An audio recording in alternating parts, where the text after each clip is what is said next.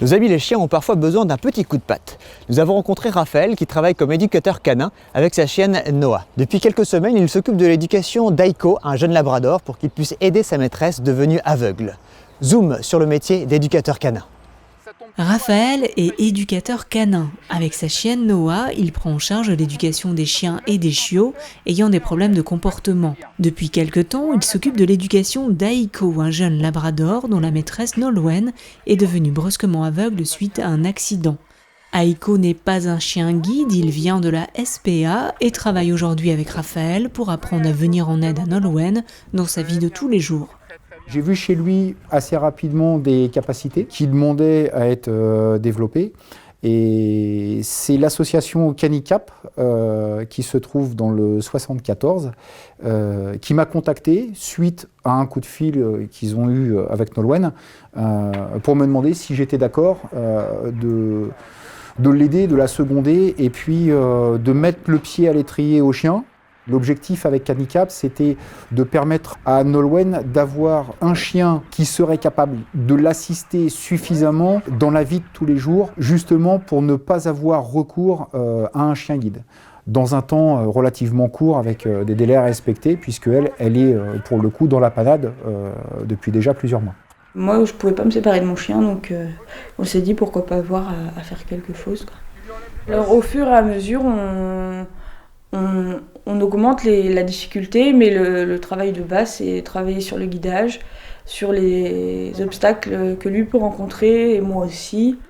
On travaille vraiment sur l'éducation de base, la capacité de trouver concrètement, par exemple, des lignes de passage piéton, trouver un banc. On va s'accrocher vraiment à des objectifs très spécifiques qui peuvent paraître petits, mais pour un chien qui n'était pas prévu à ce type de travail, c'est déjà une vraie performance en soi.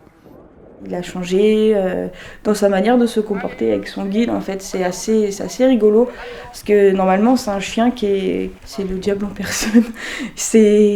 Il est vraiment à fond tout le temps, à l'exception de quand je lui mets son dossard ou son guide. Et ben là, par contre, c'est plus le même chien du tout. Il est à moi, il fait attention à mes faits et gestes, n'importe lesquels. Aiko, il a compris bizarrement, très vite, le nouveau handicap de sa propriétaire. Il se débrouille très bien, c'est un chien qui a une vraie joie de vivre. Et j'ai envie de dire, ce chien-là, en fait, il ressemble terriblement à sa propriétaire. Très bien, il a marqué l'obstacle, ça me va. Et c'est ce qui fait un binôme très particulier. Voilà, sans m'étendre dans les détails, moi, il me coupe le souffle tous les jours, ces deux-là. Raphaël n'est pas formateur de chiens guides, mais dans l'urgence, il s'investit et applique à Aiko les mêmes principes d'éducation qu'avec les autres chiens. Le jeu, je ne vais pas dire qu'il n'y a que ça, mais oui, le jeu, il est primordial pour le chien. Le jeu, c'est un excellent vecteur vers l'obéissance. Le jeu va permettre au chien d'apprendre en s'amusant. Donc, pour moi, c'est le socle, c'est la base. Éducateur canin est un métier où l'adaptation est reine. Raphaël est à l'écoute de chaque chien et de chaque propriétaire et partage ses conseils avisés.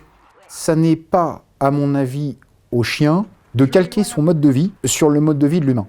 Il faut que les gens comprennent que quand on fait l'acquisition d'un border collie, quand on fait l'acquisition d'un berger malinois, pour ne prendre que ces exemples-là, on a affaire à des chiens qui sont issus d'une vie de travail. Quand on a un chien de travail, il faut s'attendre à lui donner du boulot.